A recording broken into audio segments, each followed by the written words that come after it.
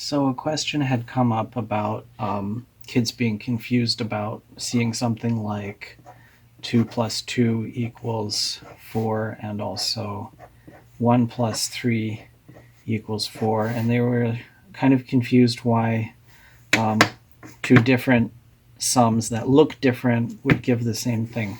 So basically that's confusion about being stuck on the symbolic representation of a deeper concept. And it's always better to kind of focus on the deeper concept instead of the symbolic part. Arabic numerals didn't even come into European mathematics until like the 1200s, but number theory and many other subjects were being done before that. So a way that might be better to represent this is, let's say something like, basically these two things are variables for a function, and the right hand side is an output. So you could ask your kid, how many are here, how many are here, and to add them up means to take both and move them in here and then count them. So here we would have 5 plus 5 equals 10, right? So going back, you could set it up like this and say, well, we just said 5 plus 5 is 10, for example. But what if I move 1 over here first? What do I have? Here I have 6 plus 4 instead.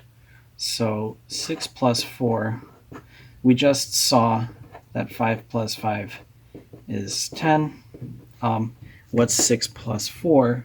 And ask them to answer you. We'll move everything over again and then count it again. Count it out 1, 2, 3, 4, 5, 6, 7, 8, 9 up to 10. They'll get 10, and then you can just keep doing that. Like, all right, let's start over. We had like 5 and, or maybe even 6 and 4 before. What if I take everything over here except for 1 dot, right? Then you have 9 plus 1 is what? Ask them to do the math on it. Just move everything back over, have them count it out. It's 10 again. So, in other words, basically what the sort of opposite question you could ask is, if you start with 10 items, really there are many different ways that you can divide this set into 2 sets. So, distributing in any way you wish. So, for example, 10 plus 0 would be one such way.